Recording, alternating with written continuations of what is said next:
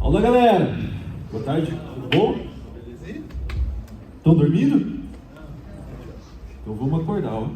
Opa! Vamos lá, pessoal.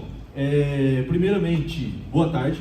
É um prazer estar aqui de volta com vocês. Já tive algumas edições, se eu não me engano, aí 17, 18, de MindSec. Então é um prazer estar aqui de volta. E hoje eu vou trazer um tema que quem me conhece sabe que é a minha praia, aquilo que eu curto, que é tocar fogo no parquinho do amiguinho, né? Que por sinal, eu acho que a decoração dessa sala está errada. Qual que é o nome da sala? Que cor que nós estamos vendo aqui? Está errado, mano. Tem que mudar isso aqui da cor verde, azul, no mínimo um roxo deveria estar aqui, né? Não um verde, um azul. Não, brincadeiras à parte aí, mas vamos lá, pessoal. Então vou mostrar aqui para vocês, né, sem POC, por alguns motivos óbvios, né? Mas eu vou mostrar toda a teoria, como funciona por trás de um processo de bypass de antivírus. E vocês vão falar, Elvio, mas eu tenho a ferramenta que é top líder do Gartner. Já ia falar um palavrão, né? Tanto faz. Né? Não importa a ferramenta que você está utilizando ali. Tá? Então, qual vai ser nossa agenda aqui? Então, quem sou eu ou quem não sou eu? Então, o que eu não faço? Um pouquinho da teoria, né, de como funciona, de onde vem, para onde vai, qual é a arquitetura do nosso sistema operacional, seja ele qual for. Aqui a gente vai focar no Windows, mas qual é a arquitetura do nosso sistema operacional, né? E aí, depois da teoria, algumas opções e algumas soluções que, já adianto, não são minhas, são extremamente conhecidas, extremamente divulgadas no mercado, mas extremamente efetivas ainda nos dias de hoje. A gente vê isso aqui em Defcon, vê em Black Hat, vê em todo qualquer lugar e ainda continua sendo efetivo. Aí a gente vai ver aqui algumas coisas, por quê. Então, o que eu não sou? Não sou dono do conhecimento. Estou longe de conhecer tudo. Tem algum tempo de carreira? Tem. Estou com 23 anos de carreira de TI total. Mas estou muito aquém ainda do que eu gostaria de ter de conhecimento.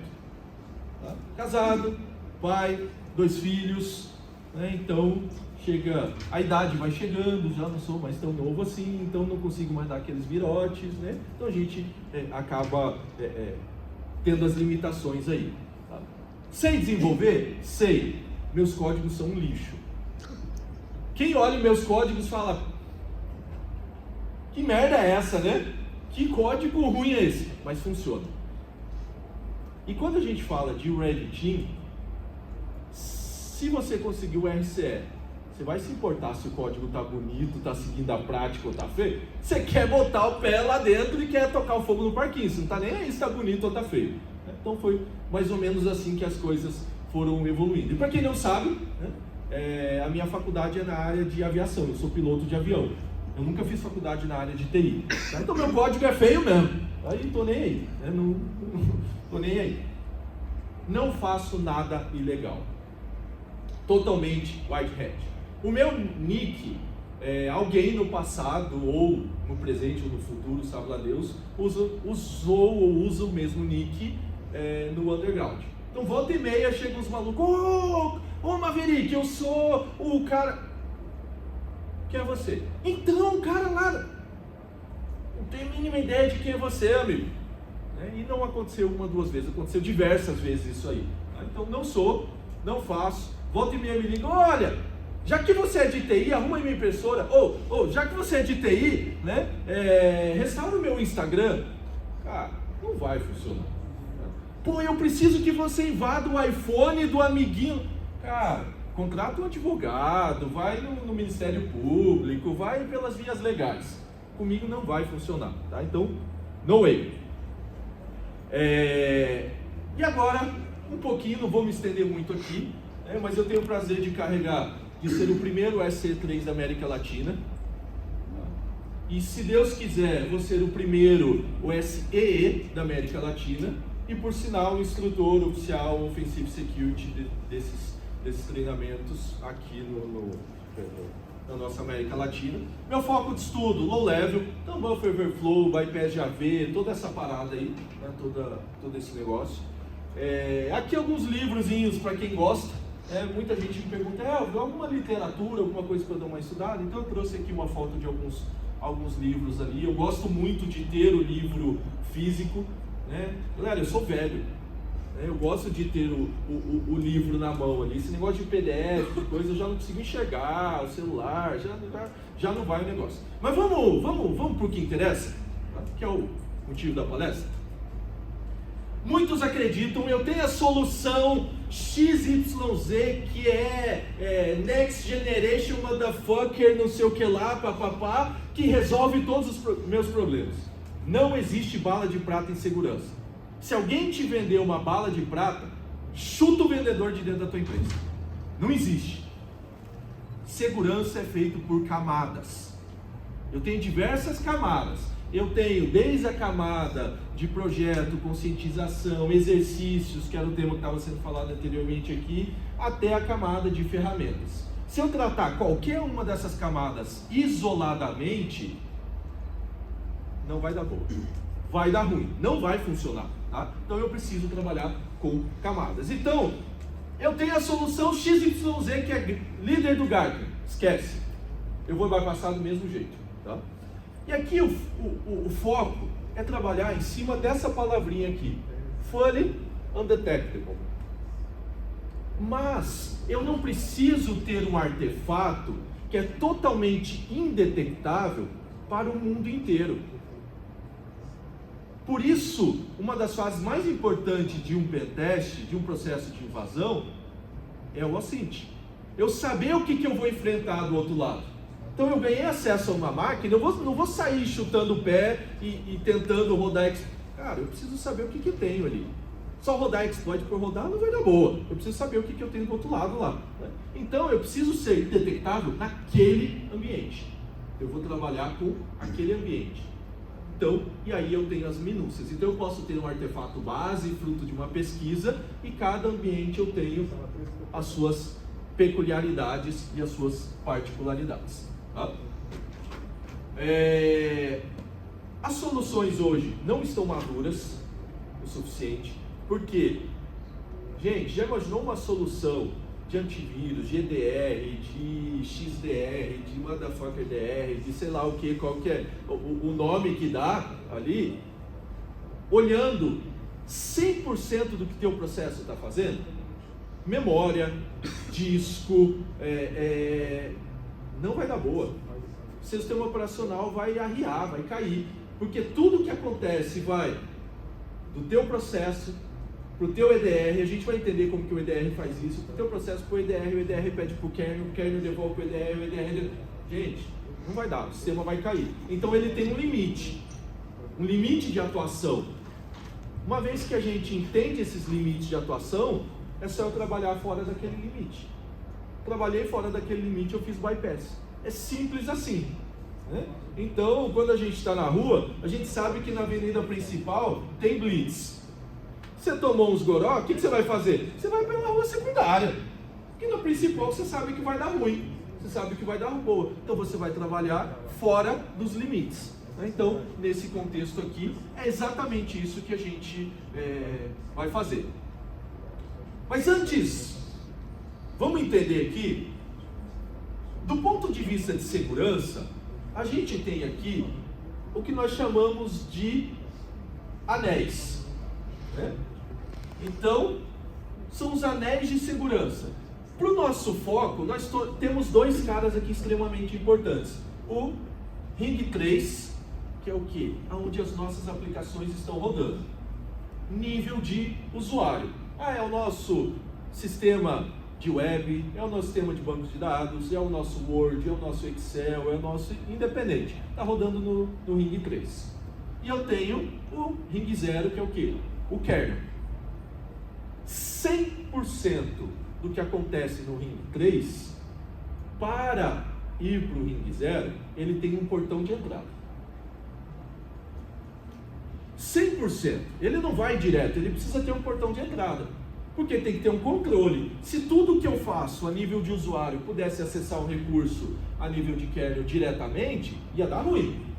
Né? Então ele tem esse isolamento, não só por segurança, mas sim por funcionalidade, para que eu, a nível de usuário, não faça merda no nível de kernel. Né? Então, existe essa separação. E hoje, o nível de segurança atua muito exatamente nesse meio.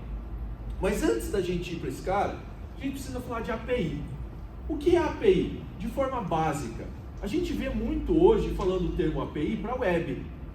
Né? É o mais comum. A gente ouve falar de web. Web, API, API, API. Mas tudo dentro do sistema operacional funciona com API. Basicamente, o que é API? É uma forma de eu interagir ou de eu pedir alguma coisa. Vou colocar um exemplo para vocês. Eu escrevo um código em C no Windows XP. Tá? Então, eu escrevi um código no Windows XP para abrir um arquivo e salvar um texto dentro desse arquivo. Se eu pegar esse código e rodar no Windows 11, ou melhor, se eu pegar esse executável já compilado, que foi compilado no Windows XP, e rodar no Windows 11, vai funcionar? Vai. Por quê? Porque o sistema operacional tem uma API que é uma forma padrão de eu chamar as coisas. Então, eu vou abrir um arquivo. A forma de abrir o arquivo, para mim, a nível de camada de usuário, é a mesma. A nível de kernel, eu tenho certeza que mudou totalmente. A API funciona exatamente para isso. Para que eu, usuário, possa ter retrocompatibilidade, para que eu não precise me preocupar com isso. Quem se preocupa com isso é o dono das camadas inferiores, né? No nosso caso aqui, o sistema operacional. Tá? Então, para isso que serve uma API. Né? Então, Application Programming Interface, então, para que eu possa interagir com alguma coisa. E o nosso sistema operacional, tá, é cheio de APIs. Então, isso aqui, que está na tela, é a arquitetura do nosso sistema operacional. Tá? Eu tenho na camada mais superior aqui os nossos processos, então processo de usuário, serviços, enfim, que vai pedir uma determinada API para as nossas subsystems. Então, nesse caso que eu comentei, abrir um arquivo, eu vou ter algumas subsystems aqui, que são algumas DLLs, que vão padronizar essa forma de eu abrir arquivo. Então, eu, usuário, quero pedir a abertura de um arquivo, eu peço para a subsystem, que vai pedir para a NTDLL, e aqui que está o segredo. É a NTDLL que vai pedir a transição do nível de usuário para o nível de kernel. Se eu cheguei no nível de kernel, tá ganho o negócio. Tá? Então, e aí, nós temos aqui um outro slide, tá um pouquinho, não sei se vocês conseguem ler, mas na parte de cima aqui é o User Mode, né? Ring 3, aqui Ring 0, mesma coisa, né? Eu vou abrir um arquivo, ou vou criar um arquivo, eu peço para uma DLL X, que vai pedir para a DLL, que vai transitar do userland para o kernelland e vai fazer o nosso processo dentro do kernel ali. Tá? Opa, passei mais um aqui. E aí, como funciona? E aqui está o segredo de toda a coisa. O meu processo, seja qual for, vai pedir e a NTDLL vai transitar para cá. Né? Vai transitar para o kernelland. Aí você fala, Elvio, e onde que os EDRs entram? Qual que é o segredo do EDR? É um segredo extremamente trivial. O que ele faz? Ele atua na camada mais baixa, logo antes de entrar para o nível de kernel. E ele faz aqui o que nós chamamos de hook. Não é aquele cara verde, grandão. Não. É uma interceptação. Ele então intercepta a maioria das camadas dentro da NTDLL. Então, quando você olha o teu processo no debugger, dentro da NTDLL, né, ele não vai para o código original, ele vai para um código do teu antivírus. E aí o teu antivírus pede faz o que nós chamamos de transição aqui, que é o System Call. Então ele faz a transição desse cara para cá, chama, volta e tranquilo, fez o processo. Então é assim que os EDRs funcionam. Simples assim. Tá? E aí você fala, Elvio, beleza. Uma premissa importante aqui, tudo que está userland, eu tenho autonomia total sobre o meu processo.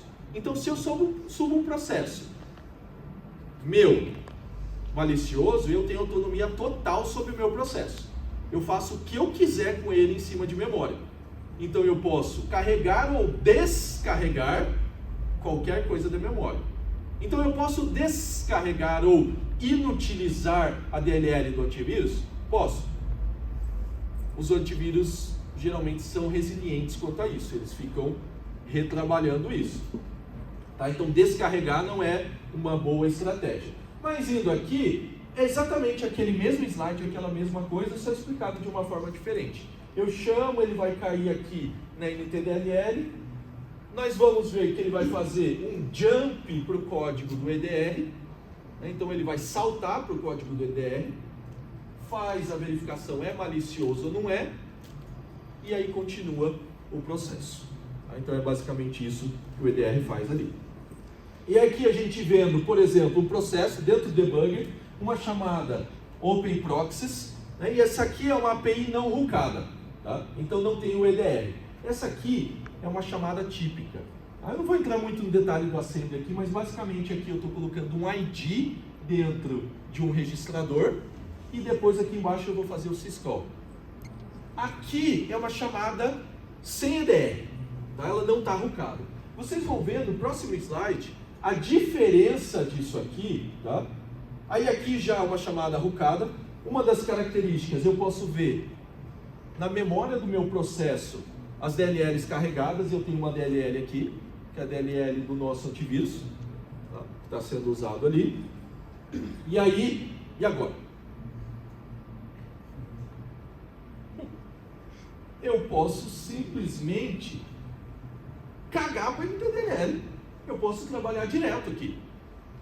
Pô, o que a NTDLL faz, eu posso fazer.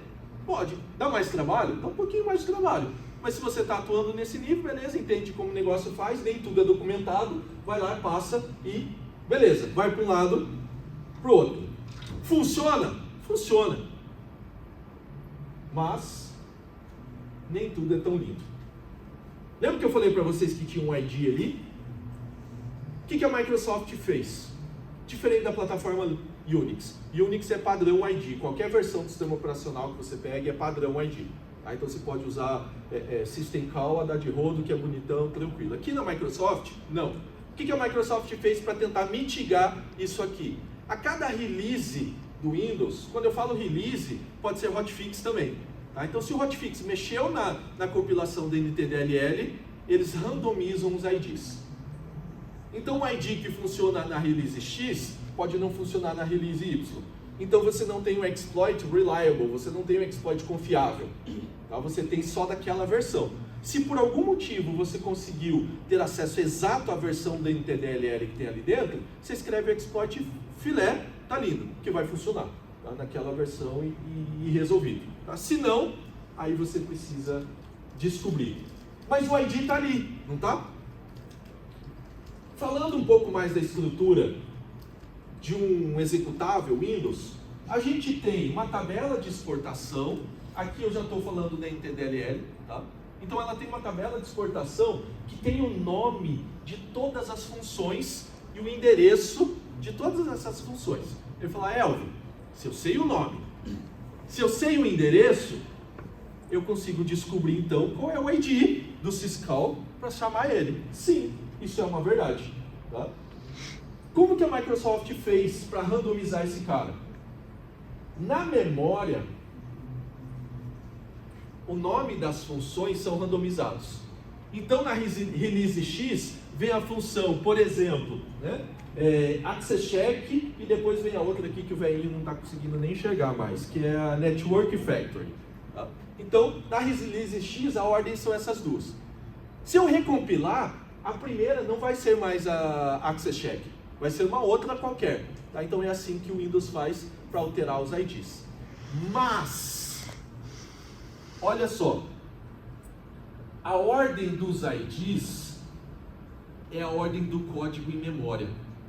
Então se vocês olharem aqui, não sei se vocês conseguem enxergar aqui, mas aqui no canto eu tenho o endereço da DLL carregado em memória. A sequência do endereço aqui é a sequência do ID. ID 0, ID 1, ID 2, ID 3. Então eu tenho, na tabela de exportação da DLL, o nome das funções e eu tenho o endereço delas. Olhando para o endereço, eu tenho exatamente os IDs. Então, consequentemente, eu posso inferir que, se eu pego a partir do primeiro cara aqui, a sequência, ID 0, ID 1, ID 2, ID 3, ID 4, se vocês olharem aqui, são 32 bytes de um para o outro, exatamente, 32 bytes. Então, se eu olhar essa posição do byte 0 e pegar 32 à frente, eu tenho do 1, 32 à frente eu tenho do outro, e aí eu sei o endereço, sei o nome e sei o ID. Então eu posso fazer a primeira técnica, que é a técnica do Direct Syscall. Só para mostrar para vocês aqui, ó, eu tenho aqui uma DLL não rookada, tá? Então eu tenho um código não rookado que ele tem a passagem aqui para o registrador do ID e depois o Syscall. E olha aqui uma DLL rookada. Para onde ele está indo? Por um código, que é o código de quê? Se a gente olhar a área de memória desse código, aqui eu não mostrei, está nos slides ali para trás. Ó. Se a gente olhar a área desse código, vai estar exatamente nessa DLL aqui. A área que está aquele código ali. Então a gente consegue ver aqui o que está rookado. E essa técnica é uma técnica um pouquinho diferente, tá? Eu não vou ficar falando sobre a letrinha do nome da técnica, tá? Mas tem uma outra técnica aqui, que é o seguinte, eu sei essa DLL rookada, ok? Que é exatamente a que eu quero, que aqui eu acho que é a Open Proxies, né? Eu quero abrir o handle num outro processo, para fazer injeção de memória lá no outro processo. Ela está rookada, beleza? Mas a anterior não está. Se eu pego 32 bytes para cima, eu sei o ID. Se esse ID aqui é o ID 25, eu posso inferir que esse é o ID 26. E eu posso inferir também que o próximo é 27. Mas eu tenho o próximo em claro, eu tenho o anterior em claro. Então eu sei que esse aqui é o ID 26. Então eu posso fazer o Direct Syscall usando esse nosso ID aqui, tá? E aqui tudo que eu já falei, né, a lista, enfim, vai e volta. Mas, lindo, né? Maravilha! É o avião? Então você está me dizendo que com 2, 3 laços for, tá? E um call, você bypassou todos os Next, Ultra, Generation, Motherfucker, EDR, XDR e... Sim e não. Vai funcionar? Vai. Na grande maioria dos casos. Mas aí entra o pessoal do Blue Team só para me encher o saco. Só para... Brincadeira à parte, tá, galera? Mas vem o pessoal ali só para... E aí? Eu pego você, avião. Eu pego. Como? Existe um cara dentro do Windows que chama-se Event Trace. O que esse maluco aqui vai fazer? Ele vai verificar a telemetria dessas chamadas. E através da telemetria, ele vai descobrir que o Syscall e a volta do Syscall, quem chamou não foi a NTDLL. Ele vai falar, suspeito. Tem alguém que não é NTDLL me chamando direto. Tecnicamente é possível? É. Mas a telemetria vai falar, opa, tem algo suspeito aí. E aí o que a gente faz? Uma sacada. Por mais que a minha função esteja rookada, eu tenho dentro dela diversos locais onde tem a chamada de instrução syscall. Então, ao invés do ponto de vista de assembly, ao invés de eu fazer a minha chamada syscall direta do meu processo, o que eu faço? Eu monto toda a passagem de parâmetros, faço um jump para o endereço exato dentro da DLL que tem o quê? Syscall. E aí o que vai acontecer? Quem que vai chamar o syscall? Um código dentro da DLL, com todos os meus parâmetros. Consequentemente, do ponto de vista de telemetria, quem que chamou? Foi a NTDLL. Tá? E meu tempo acabou, o povo já está na minha jugular aqui. Tá? Pessoal, então basicamente é isso. Tá? Quem quiser saber um pouco mais de informações, eu coloquei um QR Code aqui para vocês, que eu não publiquei ainda, mas até o final do dia eu vou publicar, que é onde vai estar esse PowerPoint, tá? Diversos links ali. Quem quiser trocar ideia comigo depois, troque ideia, fica à vontade, tá? Quem sabe, eu adoro fazer isso. Tá? Até eu acho que início do ano que vem a gente vai estar lançando uma trilha de treinamentos, tá? Focada nisso aqui. Tá? A gente já tem alguma coisa, mas vamos estar ampliando e trazendo uma trilha de treinamentos focada nisso aqui. Então, para quem gosta, para quem curte, isso aí. E quem quiser, ó, quem quer a camiseta aí, ó? Ó lá, ó. Camiseta aí pra vocês, ó. Uhul! Aí, ó. É isso. Tá no mudo. Obrigado mesmo pela sua palestra, bem. Eu entendi, acho que só o começo ali, né? Depois ali pra frente você falou, e caraca, muito legal. Tem que fazer o seu treinamento, eu vou fazer um dia, juro. Você tá falando que faz uns 3 anos que você tá falando. Pô, mas é muito difícil. Você consegue ler os códigos ali como se fosse literalmente uma máquina. Você acha por que eu sou careca, mano? Já caiu todos os cabelos da cabeça. Essa foto aqui é de 2017. Pra galera aí, estão a fim de fazer uma pergunta? Tem uma ali. Peraí.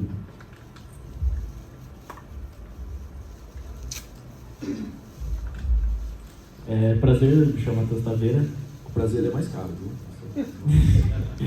Eu tenho uma pergunta que é: e se o EDR ou alguma outra solução rodar em Ring Zero, tem alguma outra forma ou tipo acabou as chances? Só existe um EDR hoje atuando a nível de kernel. E eles geralmente não rodam a nível de kernel porque qualquer cagada que você faça a nível de kernel, dá kernel panic e rebuta teu sistema operacional.